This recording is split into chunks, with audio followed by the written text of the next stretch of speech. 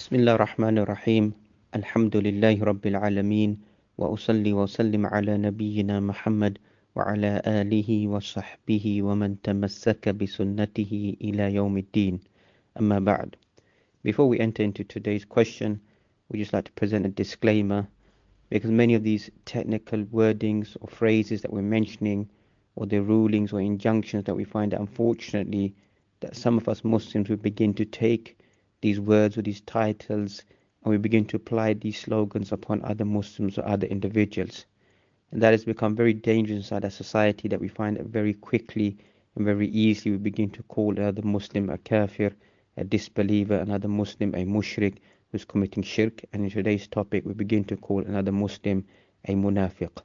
So this is a disclaimer that this is not the intent of presenting these questions and these answers, that we begin to apply them upon the people around us, even our own loved ones or the wider society around us.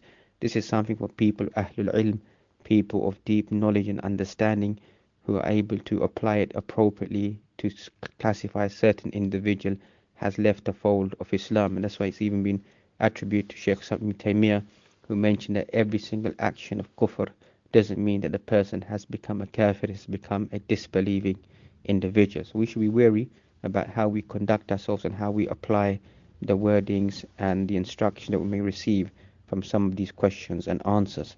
As for today's topic about al-nifaq, that we find this is the opposite of iman to a certain degree, that we find that in Mecca there was only al-iman, there was belief, and there was kufr, or there was disbelief. However, in Medina that we find that this third element began to rise, the concept of al-nifaq, of concealing one's iman, or we find what is known as nifaq, hypocrisy inside one's actions. So hypocrisy has been divided into two broad categories: al-nifaq al-i'tiqadi, hypocrisy in one's belief, and we find al-nifaq al-amali, hypocrisy inside one's actions. The most dangerous of the two is al-nifaq al-i'tiqadi, inside one's belief, whereby a person professes Islam, but internally the intention is to destroy Islam, or to belittle Islam, or to plan and plot against Islam. So externally they could be 110% Muslim in their outlook, their dress, their appearance, everything about them will be like a Muslim, but internally that we find they have this hypocrisy within themselves.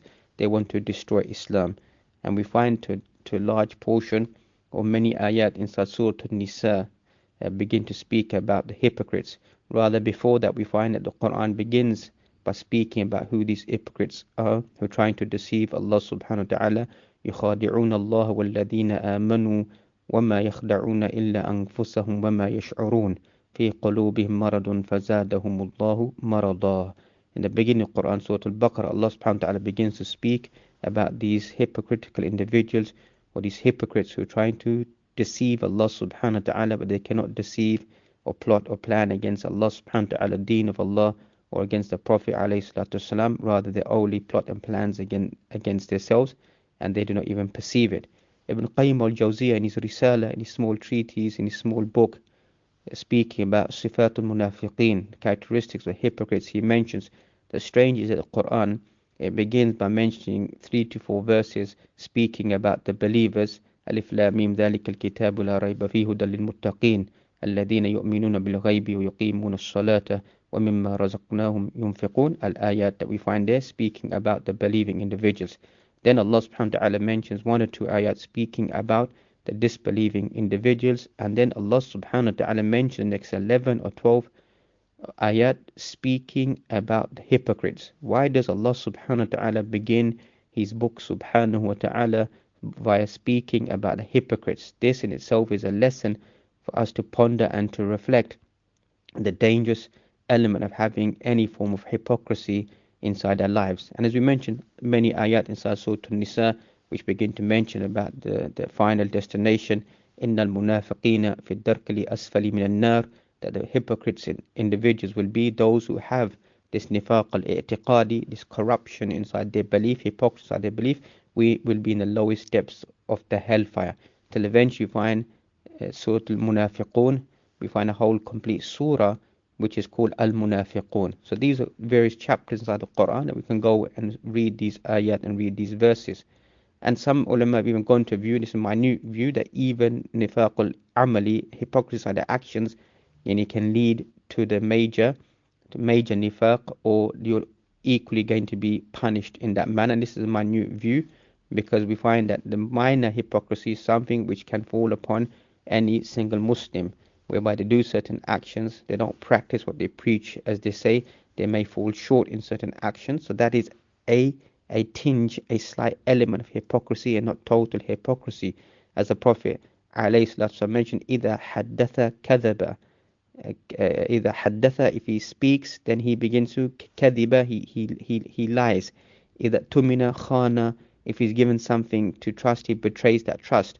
So here, as we mentioned, disclaimer, just because someone breaks their trust, someone tells a lie, or someone doesn't fulfill their promise, that means they're a hypocrite. The word here is either in the Arabic language, bima'na istimrar. It becomes a regular, continuous practice for them, that every time, not a one-off occasion, they continuously have these traits and these characteristics amongst them. So some hadith it mentions 3, some mentions 4, and if this continues, then they become a pure hypocrite, meaning that continuously this is their behavior, so this becomes a symbol of this individual. Likewise, you find amongst the most clearest examples of al-nifaq al-amali is regarding as-salah. They don't pay attention to their prayer. Allah mentions, إِذَا قَامُوا لِلصَّلَاةِ قَامُوا كُسَالَى. When they stand in prayer, they stand in a state of laziness. Even the context of these ayat is speaking about nifaq al-i'tiqadi, of belief of the clear hypocrites. But this is a lesson for us Muslims, that many of us Muslims are in a state of prayer. We don't have that focus, we don't have that devotion. And thus we find that the Prophet ﷺ, he mentioned, أَثْقُلُ الصَّلَاةِ عَلَى الْمُنَافِقِينَ, the most difficult prayer upon the hypocrites is the early morning prayer, Salatul Fajr, and Salatul Isha, and the night prayer. And if they knew the reward for these two prayers, they would come crawling or on their knees like a child or a baby that crawls to gain the reward of this salah. So this is a testing mark for us to see that where are we from these two prayers. If we're not there on a regular basis, we need to question ourselves inside our hearts that maybe I have some elements of hypocrisy, and this type of hypocrisy is a very high level of hypocrisy. It can be, if we don't try to challenge it. So in conclusion, we should definitely stay away, without a shadow of doubt, any form of nifaq al-i'tiqadi, any hypocritical belief, a belief which is a corrupt belief, a belief which taints Islam, a belief which is there trying to destroy Islam, etc. A person should stay away from that type of belief and pull themselves away from that type of belief, because if they die in that state, there is going to be a very evil refuge, evil punishment for those individuals who die in a state of any hypocrisy. And likewise, we should be wary that minor actions of hypocrisy don't become so much, they become habitual. We think nothing of them, they begin to increase, and as we mentioned, that it becomes a stepping stone for a person to enter into major doubts, major hypocrisy, and may Allah forbid leave them to leave the fold of Islam. May Allah subhanahu wa ta'ala purify our hearts and our minds, lead us towards that which is iman, keep us away from that which is kufr, that which is disbelief, that which is ma'asi, that which is dhunub, that which is fusuq, that which is rebelliousness, and that which is nifaq, that which is hypocritical, to keep us away from that and purify our hearts, our minds and our tongues in trying to gain only the pleasure of Allah subhanahu wa ta'ala. Wa akhiru da'wana alhamdulillahi rabbil alameen.